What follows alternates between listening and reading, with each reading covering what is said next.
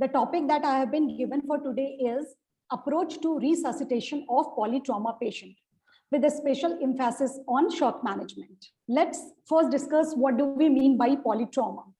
As the word itself speaks, it involves more than one system. For example, multiple fractures, associated head or spinal injury, chest injury, abdominal or pelvic injury.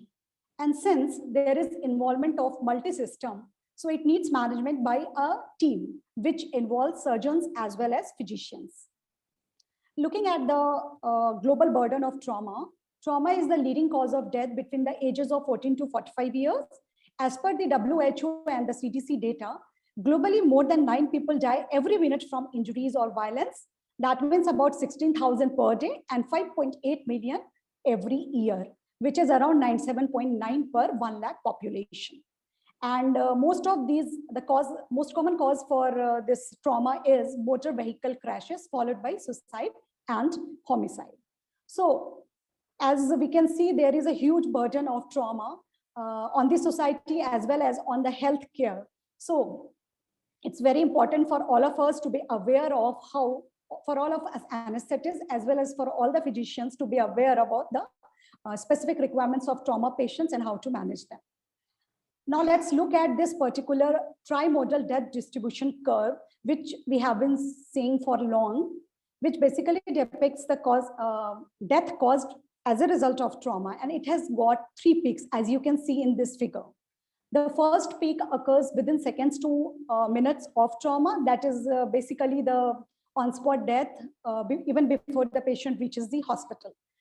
And the most important cause of this death is severe head injury or high spinal cord injury or massive hemorrhage, either due to some rupture of aorta or heart. So we can't do much about this except for prevention to reduce this first peak. So prevention in the form of better implementation of traffic rules and this wearing of helmet, seat belt, and all these things are going to reduce this particular peak. Now, the second peak, which is known as early death, occurs within minutes to hours of trauma. And the causes mainly include intracranial hemorrhages in the form of this SDH or EDH, then thoracic injury, most lethal being this hemothorax, massive hemothorax and pneumothorax, and the abdominal injuries, mostly resulting in laceration of the liver and splenic rupture, and pelvic injuries or multiple limb fracture resulting in massive hemorrhage. So all these can be, if managed properly, then we are able to decrease this early deaths. Coming to the late death, which occur within few days to weeks of injury, mostly because of sepsis or multi-organ failure, and these deaths mostly occur in the ICU. If we manage our patients properly in the early stages, that is the initial resuscitation part, then obviously that has effect even on this late death, the mortality and morbidity later on. Now, this is another graph. This is basically showing, the red line is showing the historical trimodal death distribution that we have been seeing till now. And the graphs, they represent the recent data.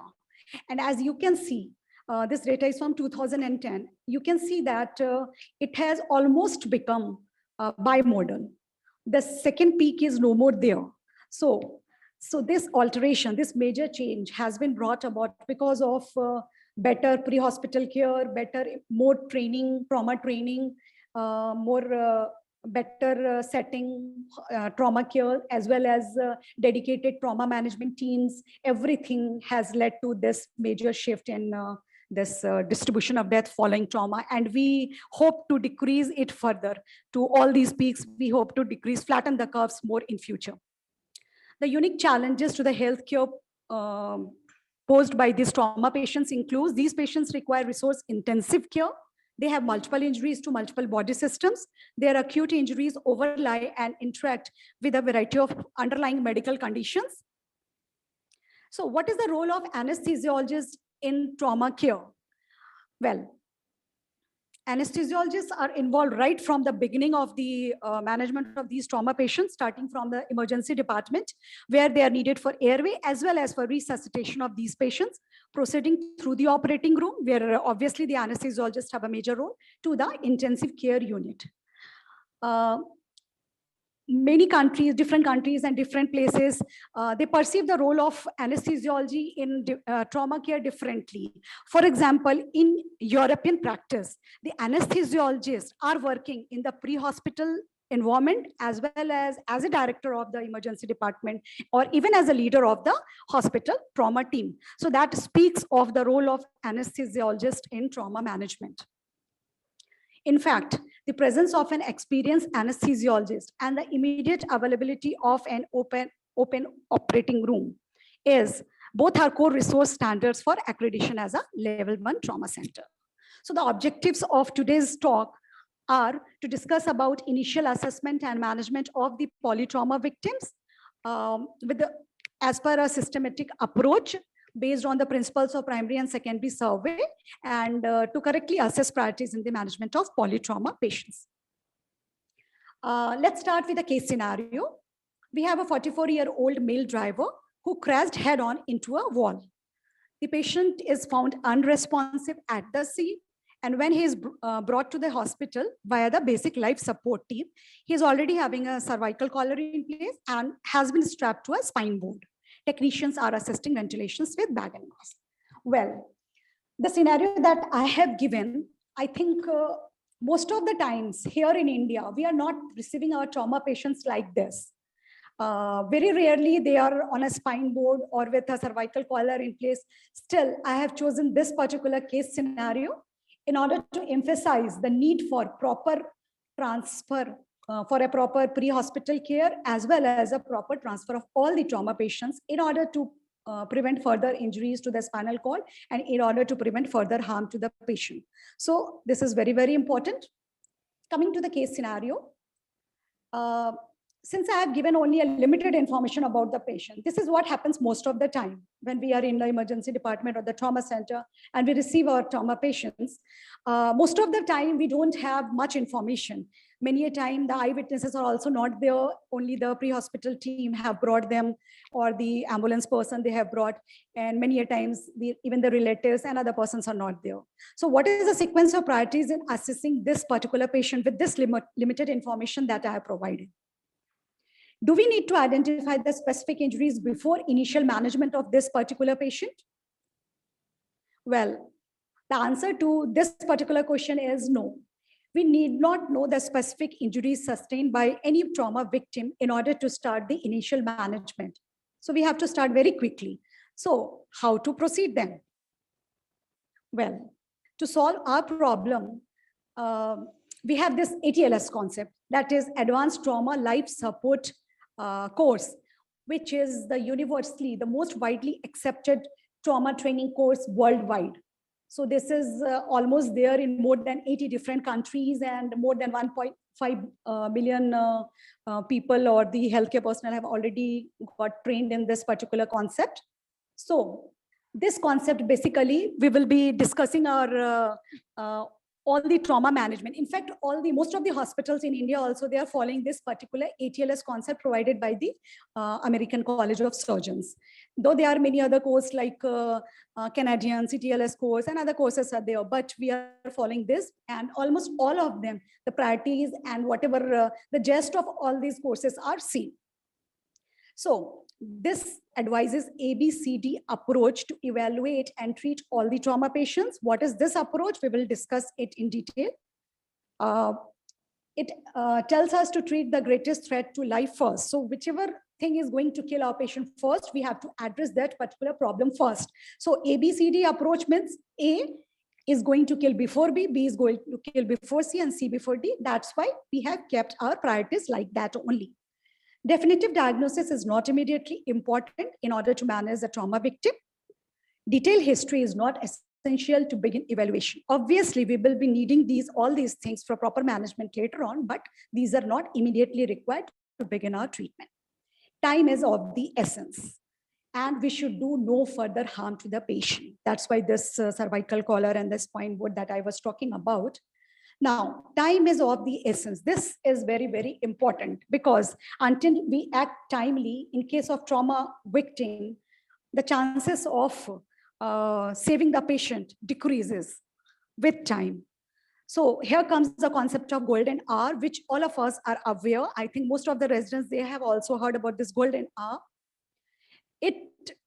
Is it the initial 60 minutes from the time of trauma or something? Well, uh, this does not stress on a particular time limit of 1 hour. Rather, it emphasizes the urgency required for successful treatment of injured patients. So it is basically stressing about on the urgency of treatment required, and is a window of basically a window of opportunity during which, if we act promptly, we are definitely going to save our patient. Nowadays, there is also the concept of platinum minutes. Here again, it stresses more on the importance of time. So it's the platinum 10-minute concept, not yet incorporated in our ATLS recent guidelines. So it is said that ATLS provides a common language which is applicable to clinicians in a variety of situations. So it's not that you cannot manage your patient just by following ATS. You can follow any trauma guidelines, whichever is available. But since this is being followed in most of the places in India, so I am discussing this particular one, it tells us one safe way to save our trauma victims.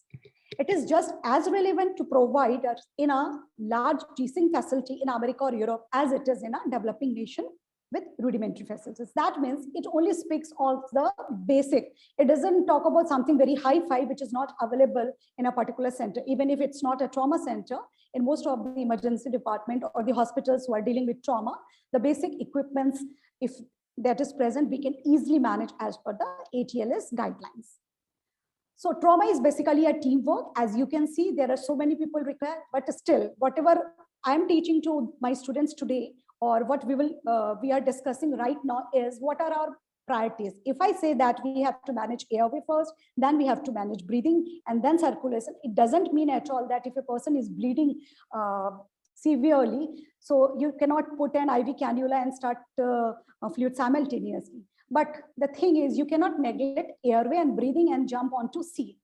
If you have got a big team, you can start things simultaneously. But here I am simply talking about the priorities. We should always keep in mind that we have to manage our airway, then we have to manage our breathing, then circulation, then only we are going to save our patients. So if we follow this systematic approach, we are definitely will be improving our outcomes to a great extent. So the steps in management are primary survey, followed by simultaneous resuscitation, followed by secondary survey once the primary survey is finished and our patient is stabilized, followed by definitive care. This is an algorithm which depicts that starting from the preparation, which is very, very important in all the trauma victims. It's not that we start acting when a patient has reached the trauma center. We should be prepared even before the patient comes. Many a time we receive the information about the patient and some details also. So accordingly, we will prepare ourselves with the equipments, with the drugs, with the personnel, and even the emergency room, the trauma resuscitation room should also be prepared. I mean, the temperature should be warmed. It should not be cold. The fluids and everything should be warmed, and everything should be ready, including PPE, the personal protective equipments. Then comes the primary survey along with the resuscitation of the patients with the use of certain adjuncts for primary survey, followed by re-evaluation. And only once our patient is stable, we should switch on to detailed secondary survey. Again, there are some more. So this is a depiction of what all is involved in the management of this ABCDE. I'll be dealing in detail. So A stands for airway with restriction of cervical spine motion. So whenever someone asks you in an exam, what A stands for, you never say A is for airway. A is always for airway with restriction of C spine motion. So cervical spine immobility or restriction of its motion is very, very important.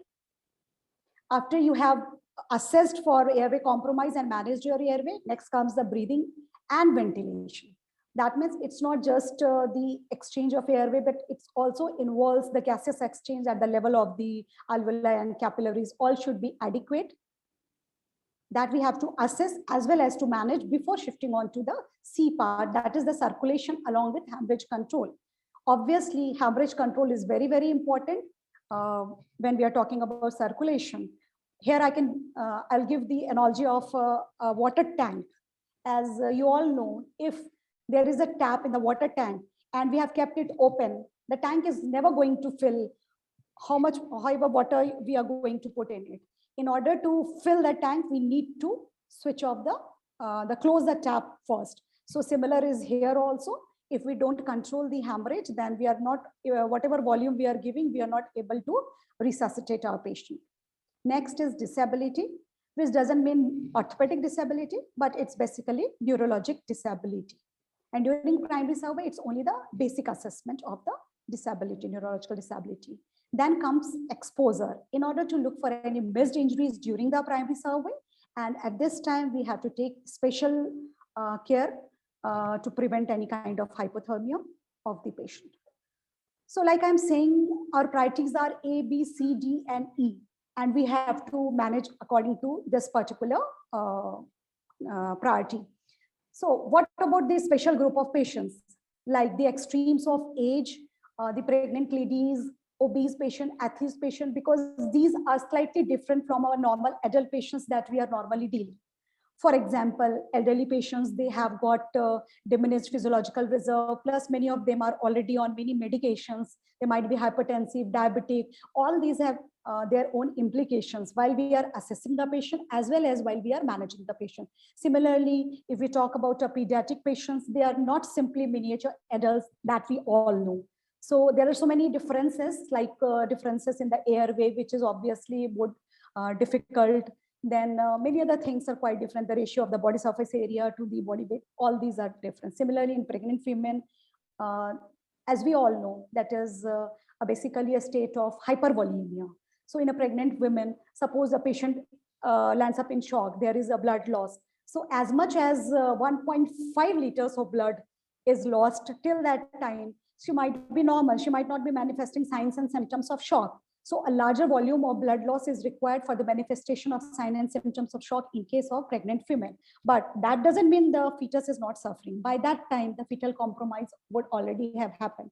So we have to keep these things in mind while assessing these patients as well as while resuscitation, because many of these changes, these physiologic and anatomic changes, they are also going to alter the results of the lab tests. So whatever changes are there, but once again, I would like to stress that the priorities are still the same for all the patients. It's always A followed by B, followed by C, followed by D, and then E.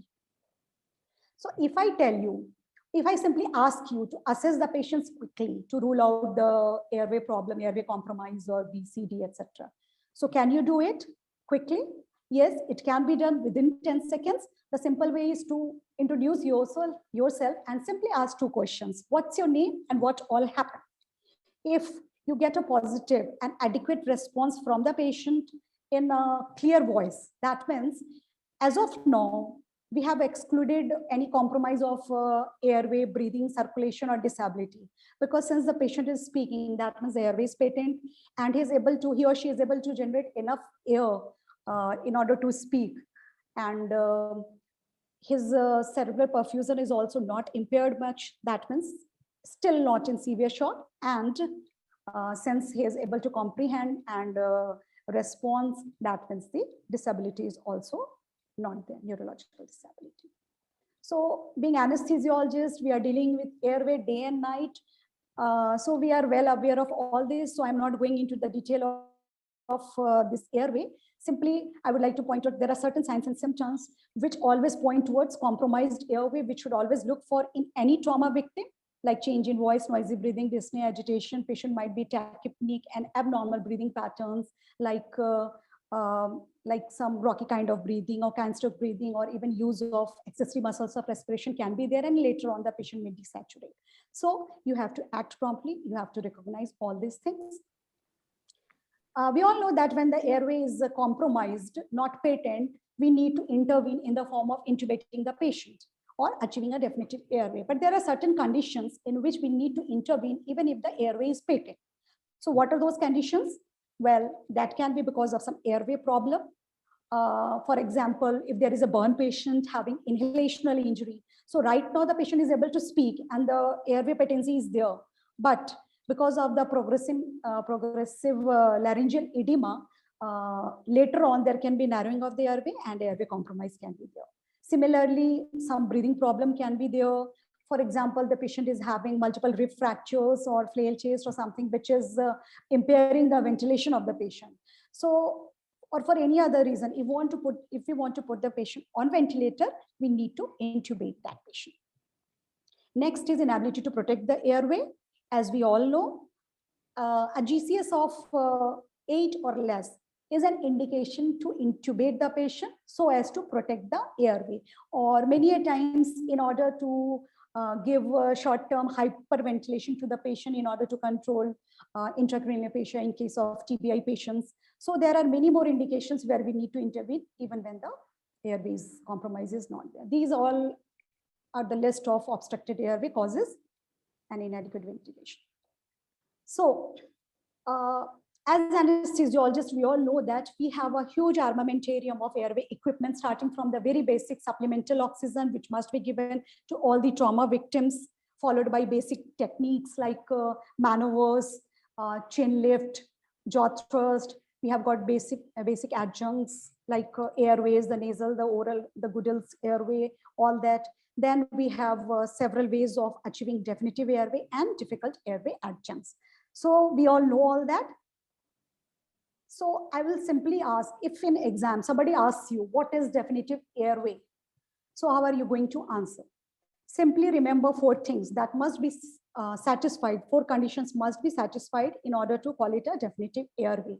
There should be a tube placed within the trachea. Its cuff should be inflated below the vocal cords.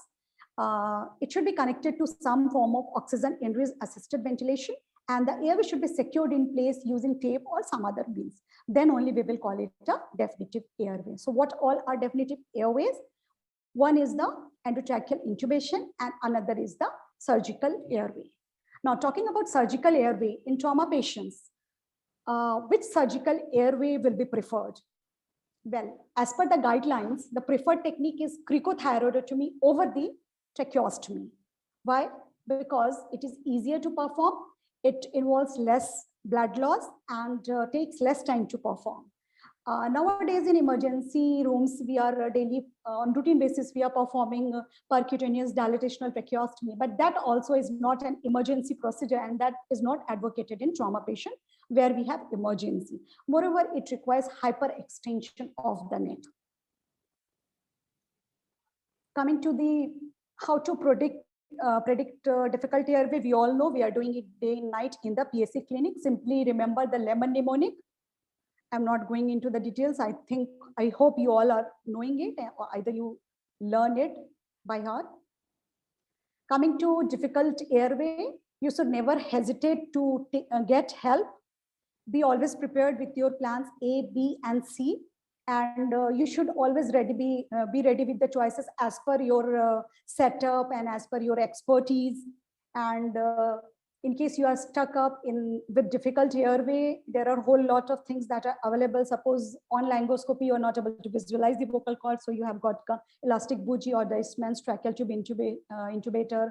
Then we have combi tube, laryngeal tube airway. We have got supraglottic airway devices. Option of straightforward going to surgical airway if it is an emergency and you are encountering difficult airway, and other advanced methods like video laryngoscopy and fiber optic, these all are available. And in emergency situation, if you're not able to achieve a definitive airway, you can always go for a needle cricothyroidotomy, which can simply convert this emergency into an urgency, and that is going to buy some time. That is not ventilating your patient, but obviously you will be oxygenating your patient, and you can sustain for as high as 30 minutes. In the meantime, you should go for a definitive airway. So you should have a protocol in place, which you should follow. I'm not going into the detail, but this is one example of an emergency airway management algorithm, which is simply a modification of the ASA algorithm as per the trauma victims. Once you have identified and you have managed any airway compromise, second is to assess for breathing and ventilation. So how to assess? Well, by assessing the respiratory rate, the chest movement, air entry, whether it's bilateral and adequate on both the sides, and the oxygen saturation of the patient. So these all we are going to assess. There are certain signs and symptoms which point towards the chest injury. which can be tachypnea, respiratory distress, hypoxia, tracheal deviation, abnormal breath sounds, and percussion abnormalities, as well as chest wall deformity. Now, out of all the chest injuries, there are few which are immediately life-threatening chest injuries. Like laryngeotracheal injuries, obviously this is going to compromise our airway, so it has to be dealt with early in the primary survey. Then comes tension pneumothorax, open pneumothorax, and flail chest with pulmonary contusion. These three conditions are going to compromise or affect our breathing and ventilation of the patient, and that's why they have to be, and they're going to kill our patient very fast. So that has to be managed during the primary survey itself. And we have massive hemothorax and cardiac tamponade along with tension pneumothorax. These three are causes of massive hemorrhage and the patient can land up in shock. So they have to be addressed during the primary survey itself. Besides these, we have a whole lot of conditions which can be potentially life-threatening if we don't pay attention and don't manage them timely. So I'll briefly tell you about these life-threatening conditions only, so that you are able to manage and identify this. Now, coming to the tension pneumothorax, here I would like to emphasize that this is basically a clinical diagnosis. You need not go for some hi-fi investigation or even for a chest X-ray in order to diagnose tension pneumothorax, because it is something very urgent and you need to act very fast. The patient might have respiratory distress, along with the patient may be in shock if that is basically an obstructive kind of shock, because as you can see in the picture, this air collection, the distance collection of air in this pleural cavity, and it is pressing against the mediastinum, and this lung on the same side is collapsed, and it's pushing the mediastinum towards the opposite side. So the patient will have distended neck veins because the venous return to the heart is decreased, because of which the cardiac output is also decreased, and the patient will land up in shock. Then we have tracheal deviation towards the opposite side, absent breath sounds on the affected side. The percussion note will be dull, and we will find an elevated hemithorax which will not be moving. The absent breath sound will be there. And cyanosis is a late sign. As I said, this is a clinical diagnosis. Once you have diagnosed this, so what should we do next? Well, the treatment is very simple. Initially, we have to do a needle decompression. So we have to insert a wide bore needle where should we insert it?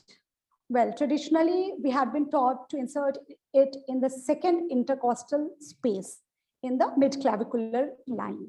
And that would result in a sudden gush of air, and the tension pneumothorax is converted into simple pneumothorax. But recently, it has been shown that the chances of this improvement or relief is much better. It is more successful when the needle is inserted in the fifth intercostal space, just anterior to the middle, axillary line. So after we have done needle decompression or even finger decompression, finger thoracostomy is advised nowadays. So whatever we are doing, later on, it has to be followed by chest tube. Otherwise, again, it will convert into tension pneumothorax. Now, in open pneumothorax, the problem is basically of ventilation. As you can see, because of the large defect, the air is leaking with whenever there is an attempt for ventilating the patient. So because of ineffective ventilation, it becomes an emergency. We need to insert a chest tube away from the site of this wound. And moreover, we need to cover the defect. But it should be a three-sided cover, not complete. Otherwise, with time, this three-sided cover effect basically produces a flutter effect, so that this gets sucked in during inspiration and there is no air leak. So it helps in ventilation. But definitively, surgery will be required. So what do we mean by flail chest? Well, this is a segment of the chest wall which has detached from the rest of the thoracic cavity.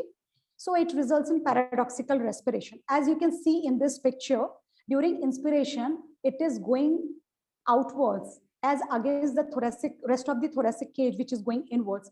The segment is going inwards as against the rest of the thoracic cavity, which is going outwards, and the opposite is occurring in expiration.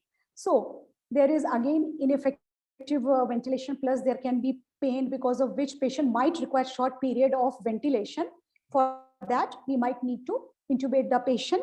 We have to oxygenate and may have to ventilate the patient to allow the lungs to re-expand. Anesthesia has to be provided, and fluid administration should be judicious because that may lead to fluid overload and further affect respiration. So when we will call it a massive hemothorax, well, if there is a sudden accumulation of more than 1.5 liters of blood in this pleural cavity, that results in massive hemothorax, but the collection is very fast. What are the signs and symptoms? There will be no breath sounds, there will be percussion dullness, and neck veins will be flat. So as against this tension pneumothorax, in which the dullness is, so the percussion note is hyperresonant, here it is dull, and the neck veins were engorged there, here it is flat. So the patient will be in shock. So this becomes a component of C. So what we should do, we should restore volume and auto transfusion of the blood which is collected in the intercostal drain. Obviously, we need to put an ICD, and if the facilities are there for auto transfusion, it is highly encouraged in these particular patients, and definitive operation has to be done. Coming to cardiac tamponade. So as we have seen that massive hemothorax is a reason for this hemorrhagic shock, but cardiac tamponade as well as tension pneumothorax, these are the producing basically obstructive kind of shock. In cardiac tamponade, as we see in this second picture, there is collection of blood all around in the pericardial sac. So it is compressing the heart from all around and impairs the filling of the venous filling of the heart, as well as impairs the cardiac contractility, resulting in decreased cardiac output and shock. So we will be finding distended neck veins, muffled heart sound, and that's why we always advise to listen for heart sound as well during auscultation of the chest, not simply the breath sounds, because this will tell us about the diagnosis of cardiac tamponade. However, in the noisy, you can see there is a Beck's triad. These three things constitute the shock, low arterial blood pressure, distended neck veins, and muffled heart sound. This is known as Beck's triad. But in a noisy resuscitation room environment, you might not be able to listen to the muffled heart sounds, and because of the shock, the patient might not have distended neck veins. So how do we know then? Then there can be Kussmaul signs, which is paradoxical increase in JVP during inspiration. And patient may land up in pulseless electrical activity, which is one of the rhythms of the cardiac arrest. That means patient may land up in cardiac arrest. It comes, if you remember, if the students remember, this comes under the 5H and 5T of cardiac, of the causes of cardiac arrest. So how to diagnose? Well, focused assessment by sonography in trauma, this FAST is going to help us. When we put our probe in the epigastric window, we can find the collection around the heart. And so we can see the collection around the heart like this. So this is going to help us. And we can do an emergency pericardiocentesis followed later on by the definitive surgical treatment. Now coming to circulation part. Once we have managed the airway and breathing part of the patient, we need to go for C. So what is most important in circulation? Circulation is always with hemorrhage control, that I have already told you. What do we mean by shock? Well, we should be very clear what shock means. It is not simply a combination of hypotension and tachycardia, but it is much beyond that. Shock is an abnormality of the circulatory system that results in inadequate organ perfusion and tissue oxygenation. So it results in a state of generalized hypoperfusion, leading to inadequate oxygen delivery, catecholamines response, and other kind of responses. Since there is diminished oxygen, anaerobic metabolism is there, cellular dysfunction, and ultimately cell death will occur. This is occurring at the cellular level. So overall, if we remember, cardiac output is always heart rate times the stroke volume, and stroke volume is determined by three main factors, that is a preload, myocardial contractility, and afterload. If we understand this basic relationship about the cardiac physiology, it's very easy to understand shock and its pathophysiology, the pathophysiology of blood loss. Early circulatory responses to blood loss are compensatory. what happens in shock is that in order to preserve blood flow to the important organs, that is the kidneys, the heart, and the brain, there occurs progressive vasoconstriction to the rest of the vascular beds, that is the cutaneous, muscular, and the visceral circulation. There is a compensatory increase in heart rate in order to preserve cardiac output as the stroke volume is decreasing. Then tachycardia is the earliest measurable clinical sign of shock. It manifests much before hypotension manifests. By the time hypotension manifests, the patient is already in grade 3 shock. That we'll see later on. Release of endogenous catecholamines increases the peripheral vascular resistance, which in turn results in increased diastolic pressure and reduced pulse pressure. So even before this hypotension occurs, there is a decreased pulse pressure because of increased diastolic blood pressure. So most effective method is to restore venous pressure to normal by venous return to normal by locating and stopping the source of bleeding. Because unless we stop this source of bleeding, the volume repletion is not going to help. Immediate involvement of surgeon is necessary in most of the trauma patients who land up in shock, and early transfer should be considered in those patients whose need outgrow our facility. So there are certain terms like acute traumatic coagulopathy and trauma-induced coagulopathy. I'm not going into the details of the pathophysiology, but yes, we should understand that in trauma patients, there is a state of coagulopathy because of the trauma itself. And there are many other factors which will further precipitate this coagulopathy. Well, the very first step in the initial management of shock in trauma patients is to recognize its very presence. So until and unless you recognize its presence, you won't be able to manage it.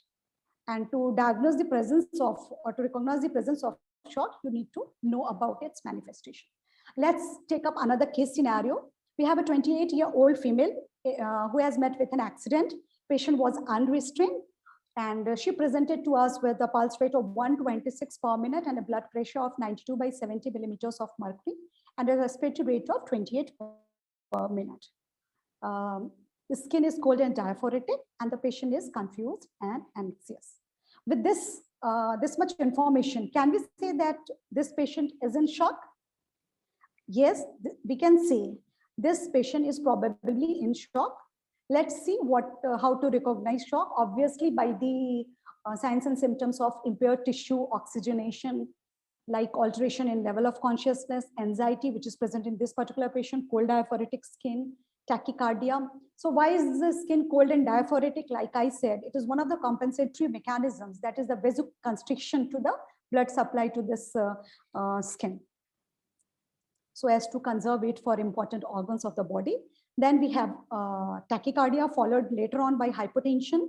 Tachypnea and shallow respiration will be there, and decreased urinary output, which is also one of the important signs which helps us in monitoring the shock state and whether our patient is reviving from shock or not. In trauma, we say that any injured patient who is cold to touch and is tachypneic should be considered to be in shock until and unless proven otherwise, because the most important cause of shock in trauma is hemorrhage. And most of the time, the cause of this hypotension and tachycardia is hemorrhage only. Now, estimated blood loss. We can estimate how much blood has been lost based on the initial presentation of the patient. Like you can see, we have graded the patient in 4 grades of shock, class 1, 2, 3, and 4. Like initially, there is tachycardia, which is manifesting starting from class 1, and in grade 2, it's up to 120 per minute. And grade 3, it is further increased, whereas hypotension is manifesting when the patient has already lost as much as 30 to 40% of the blood volume, which is around 1.5 to 2 liters. This is how we come to know how much blood has been lost by the patient and what to do as initial, what to give as initial fluid replacement. Obviously, we have to start with crystalloid. The moment we receive a patient of shock, patient is in shock, initially we insert 2 large bore IV cannula, preferably 18 or more, and We take some sample to send for typing of the blood, cross-match, as well as other investigations, pregnancy test in case of female of childbearing age. Then we have this blood gas analysis if possible. All these investigation we have to send, and simultaneously we have to start the fluid resuscitation. Nowadays, base deficit is also considered a very good guide to grade our patient in different grades of shock, as well as in guiding the management while we are doing the resuscitation of the patient. Now the question is which fluid to give, what should be our vascular access, and in how much volume we should give it. These are the very, very important questions and very important for the management of shock patients, so that we don't do further harm to the patient. And monitoring the response to fluid is equally important, and to prevent hypothermia is also of utmost importance here. So what vascular access should be preferred? Should we go for a peripheral line, peripheral access, or should we go for a central access? So many a times when I ask this question to students, many of the students say that we should right away go for CVP line insertion, but it's not so. In trauma patient, we have to give fluid fast. And if we remember the Hagen-Poiseuille equation, we know that the flow is directly proportional to the fourth power of the radius and inversely proportional to the length of the tube. So if we go for a peripheral venous cannula of the same gauge as a central line, so the flow is going to be much, much more as compared to the central axis. So definitely we are going to have a vascular, peripheral vascular access. But suppose we are not able to achieve, because of any reason the patient is already in shock, all veins are collapsed. So what next? Shall we go for central venous access? Yes, we can go for, but before that, we can also try intraosseous access.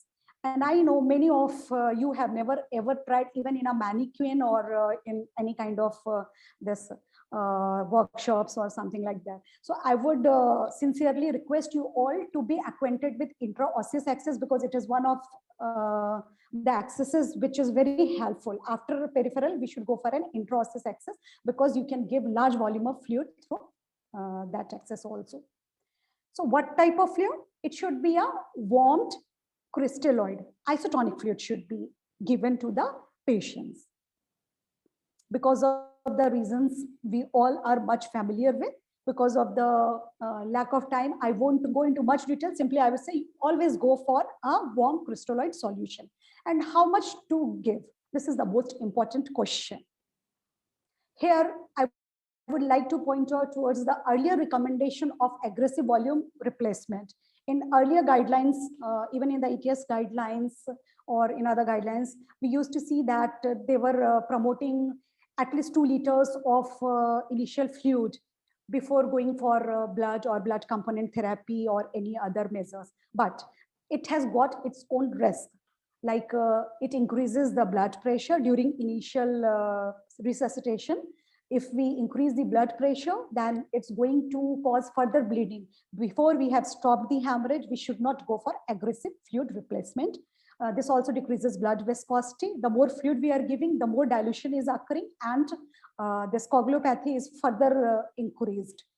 Then the transfusion requirement is obviously going to increase, because the bleeding is increasing and electrolyte imbalance is occurring and direct immune suppression. And these all are going to happen, and further risk of hypothermia, because if we are giving this fluid not pre-warmed, rather at room temperature or cold, then it may lead to hypothermia, further hypothermia. And so what is recommended nowadays is balanced resuscitation, which is known by many other names like hypotensive resuscitation or permissive hypotension. So all means same. So what is being balanced here? Our goals of adequate tissue perfusion and oxygenation has to be balanced against our goals of avoiding rebleeding. So during the initial stages, these two both are our goals, but we have to maintain a delicate balance between the two. So for that, we need to accept a lower than normal blood pressure so as to just maintain adequate tissue perfusion, but at the same time preventing any kind of rebleeding, and early use of blood and blood components is advocated.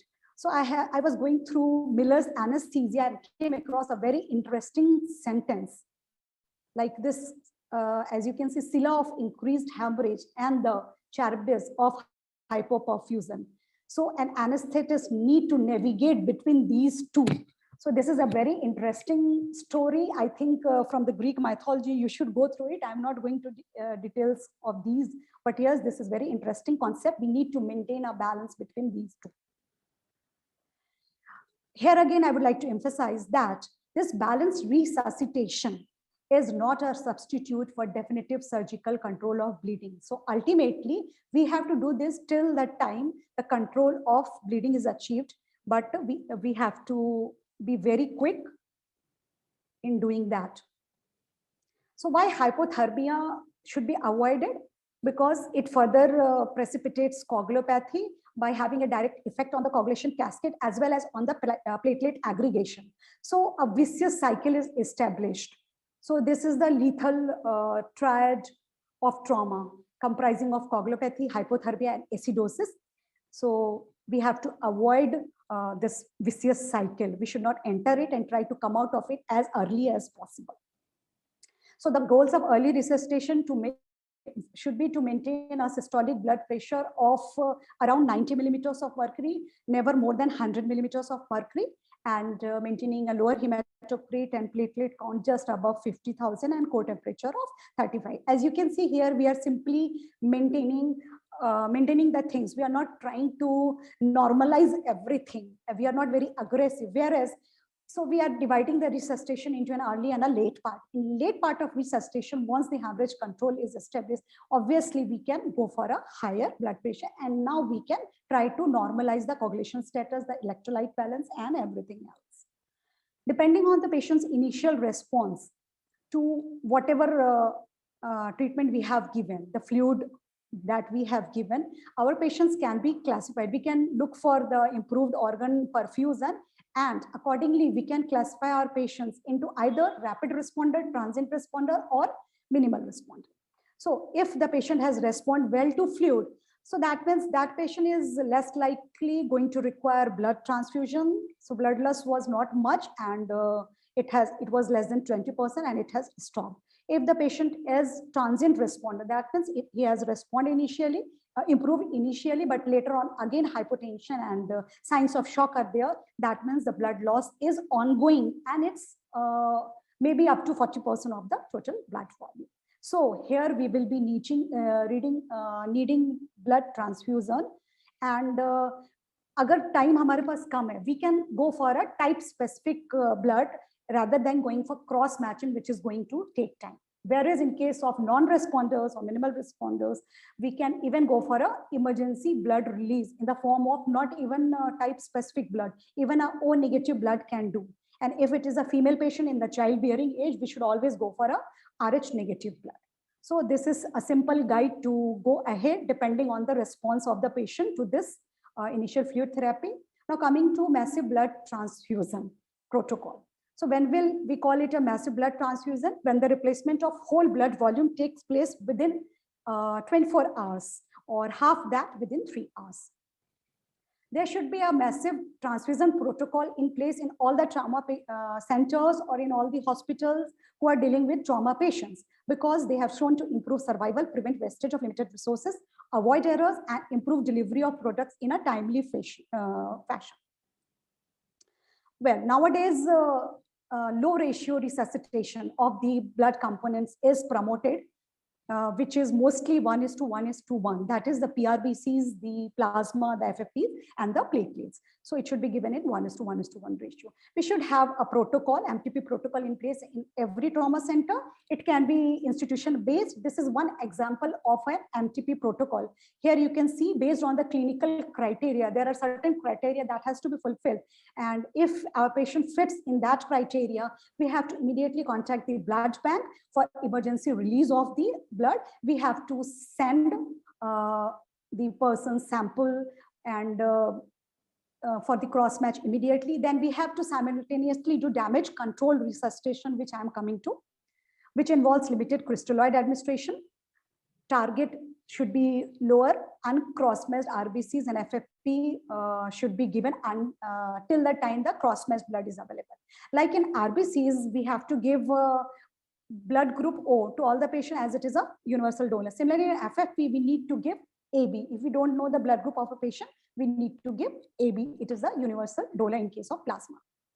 Like in this particular protocol, you can see that the blood bank releases the first pack, which consists of 4 RBC and 2 FFP.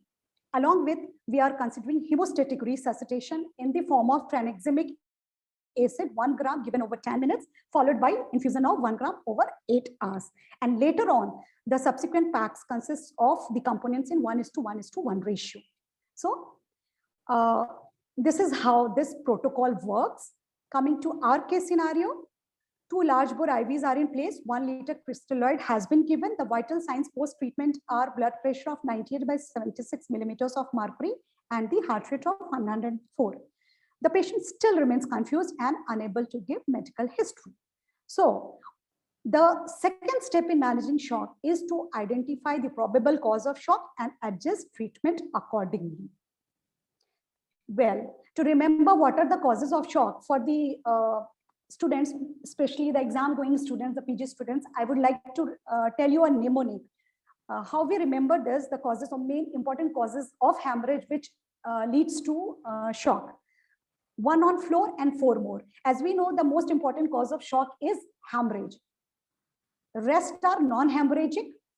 And in hypovolemic shock also, it's not the fluid loss, but it's the blood loss, which is the cause of shock in all the or most of the trauma patient.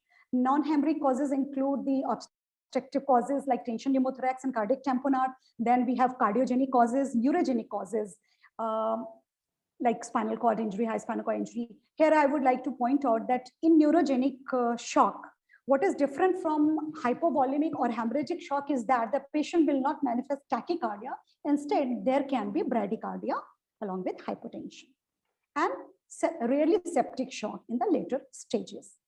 So I told you that shock is due to blood loss in most of the causes. Now, when we talk about the causes of bleeding, the mnemonic I was going to tell is that 1 on floor and 4 more. Always remember this mnemonic, 1 on floor and 4 more. So what we mean by 1 on floor is the external hemorrhage for which we can apply local pressure, which should be done immediately. Then 4 more includes from the thoracic cavity, bleeding in the thoracic case, then abdomen, pelvis, and long bones. These are the major causes of vast majority of cases of hemorrhagic shock. In case of thoracic causes, most of the time we need to insert ICDs immediately as early as possible, and definitive treatment can be done after that.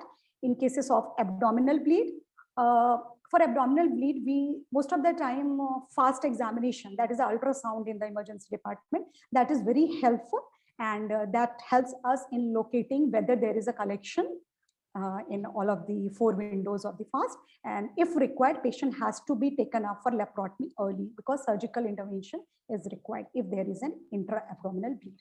The next is pelvis. At times, this pelvic bleed is hidden and we underestimate this. But here I would like to tell you that in pelvis, as much as I think 2 liters of blood can accumulate. So it is one of the major causes of your patient landing into shock. Then is long bones.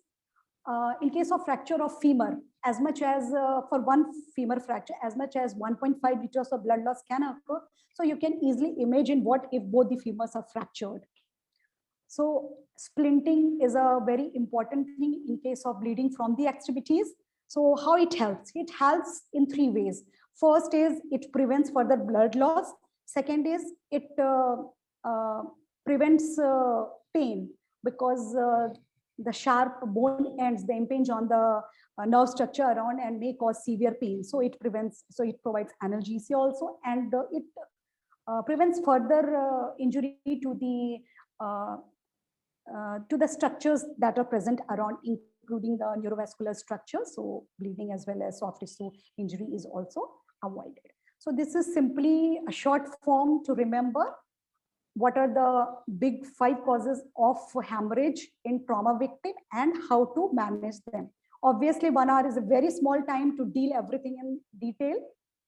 So simply, I would say that to locate bleeding, we should go for a complete, we should do the clinical examination properly, as well as we should take help of the diagnostic tools. In case of primary survey, for locating hemorrhage, it is basically chest X-ray, pelvic X-ray, and the FAST. TPL used to be done earlier, diagnostic peritoneal, but nowadays it's not done at most of the places.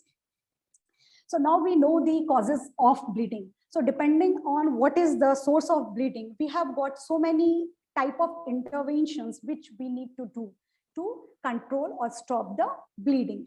So as I told, direct pressure can be done for external bleeding. Tourniquet is one important point to be discussed. And I think a few words regarding tourniquet. Normally, tourniquet is not advised because it has got its own complications or side effects. But if you are required, mostly in case of profuse arterial bleeding, in case of some extremity injury, so you should go it in order to, but whenever you have applied a tourniquet, you should keep in mind the time. It should not be applied for continuously for more than 1 hour. Meanwhile, the definitive intervention has to be done, be it surgery or anything you have to done at the earliest, or if it is some kind of ligature of the vessels or anything. And if you have chosen to apply tourniquet, you should be aware that a choice of life has been made over the limb. That means we might be sacrificing the limb later on because of impaired distal perfusion and all that, but still our aim is to save the patient. So tourniquet has its own role. Then reducing pelvic volume, how we can do it? By simply applying a pelvic binder. If it is not available, you can simply use a bed sheet or certain other things to bind around the pelvic. Before that, you should look for pelvic instability, and that should not be repeated time and again, because that is going to dislodge any clot if it is there, and that will promote further pelvic bleeding. So it should be done once only, the pelvic instability test, to look for any pelvic fracture. Then surgery obviously is very important. Coming to hemostatic agents or the antifibrinolytic agents, like I was talking about tranexamic acid, it is advocated nowadays. It is one of the component of the damage control resuscitation, which encompasses basically 3 things. One is permissive hypotension that we have already discussed. Second is hemostatic resuscitation. Nowadays, it is promoted so that along with fluid resuscitation or giving volume, we are also giving hemostatic agent to prevent blood loss in the initial stages. So studies have shown, there are many studies like I think crash to trial, all those are there. I'm not going into detail, but yes, the studies have shown that if tranexamic acid is given early on, preferably within 1 hour, but not beyond 3 hours, then it definitely improves the overall outcome, the morbidity as well as the mortality. So hemostatic resuscitation is very, very important. And when we talk about damage control resuscitation, it simply means in order to control the bleeding. Initially, if laparotomy has to be done in a patient of shock, that has simply to be done to control the bleeding. इस time पे किसी भी तरह की कोई definitive surgery करने की जरूरत नहीं है, and that won't be tolerated by the patient because the patient is very low right now. So अभी हमें केवल डैमेज कंट्रोल सर्जरी ही करनी है. So these are all the components of damage control shock resuscitation. Another important point is to avoid vasoconstrictors. Why? Because it is simply vasopressing or vasoconstricting and further reducing the peripheral perfusion, the end organ perfusion. So try to avoid vasoconstriction, especially before you have filled the volume. Kai baar we have seen ki residents initially also even before giving fluids or blood, they start on the patient on vasoconstrictor. That should not be done. Norad ko immediately nahi start karna hai. Then coming to the concept of fresh whole blood, this is again something very controversial, but I think in army setting or the military setting, this is still available at many of the centers, and they are going for it, and this is very, very useful, but we have to be very cautious that it has to be really fresh blood and not after it has gone for refrigeration. Then regarding the antifibrinolytic agents, recombinant factor 7A, in army setting or the military setting, this is still available at many of the centers, and they are going for it, and this is very, very useful, but we have to be very conscious that it has to be really fresh. Sorry, yes, I can discuss it later on, ma'am.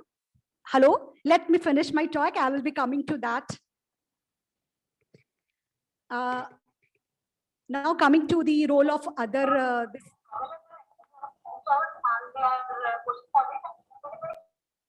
hello.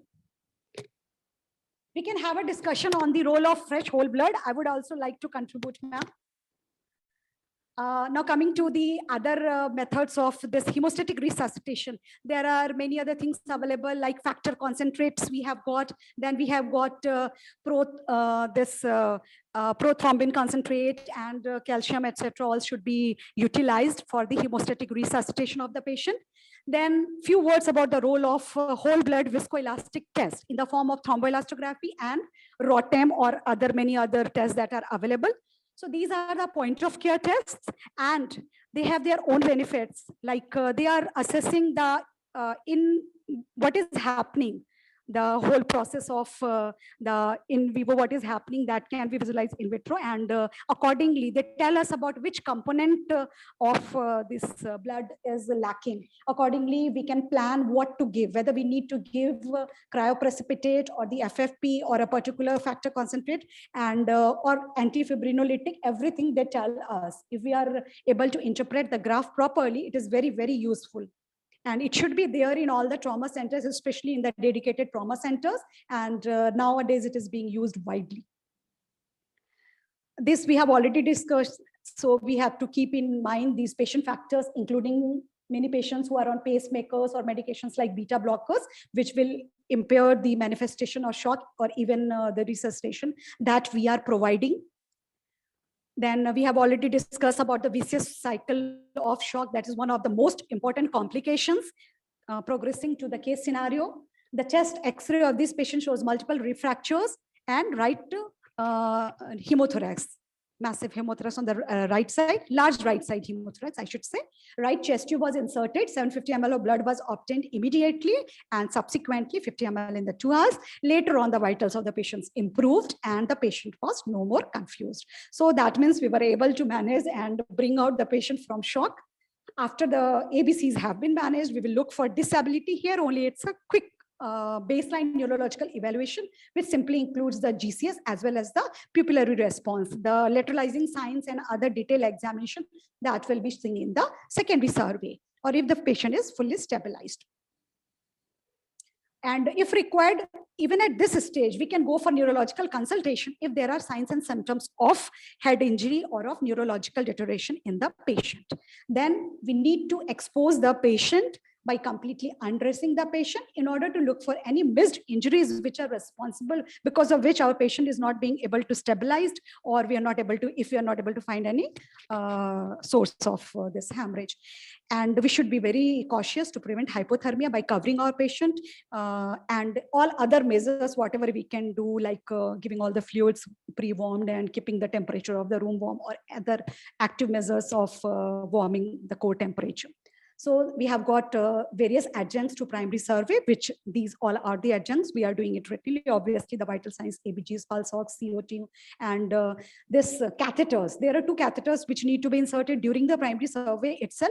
That is a urinary catheter, and the this Ryle's tube has to be inserted. And urinary catheter is very, very important. Also to monitor the progress of a shock patient by looking at the urine output, by measuring the urine output and ECG. So talking to second, I will be finishing it very fast, talking about the secondary survey. So, sir, within 5 minutes, I am completing, sir. 2-3 minutes. 5 minutes. आप ये secondary survey को खत्म कर लो. आगे मत करो. So when to do secondary survey? It has to be started only when our patient is stabilized and we have completed the primary survey. And what to do? It has got these components. Take a detailed history of the patient, a detailed physical examination starting from the head to toe to look for all other injuries. Like it's always said that during primary survey, we are basically focusing on the physiological changes brought about, physiological effects of trauma. Whereas during secondary survey, what we are focusing on the anatomical effects of the trauma. Then we have to do a complete neurological examination. And now we can go for special diagnostic tests like CT, MRI, or anything we want to do depending on the injury sustained by the patient. And again, re-evaluation is very, very important, and it has to be done at every stage.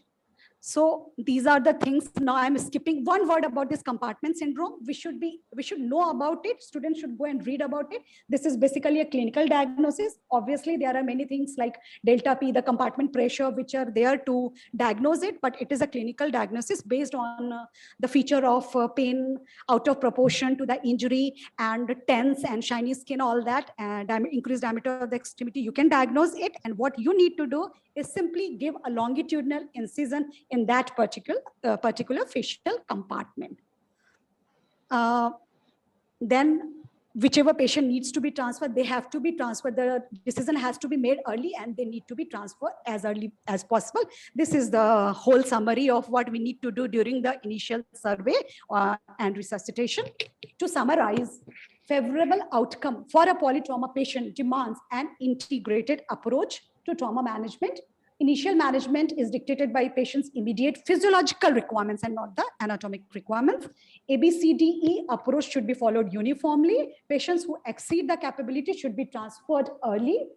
We should recognize compromised airway and breathing and manage accordingly. Any patient who is cold to touch and is tachycardic should be considered to be in shock until proven otherwise in the scenario of trauma. Hemorrhage is the most common cause of shock after injury. First step in the initial management of shock is to recognize its presence. Tachycardia is the earliest measurable circulatory sign of shock, and all efforts during resuscitation should focus on reversing all the signs and symptoms of hypoperfusion and all that. And DCR, that is decompress, damage control shock resuscitation, is very important and should be done.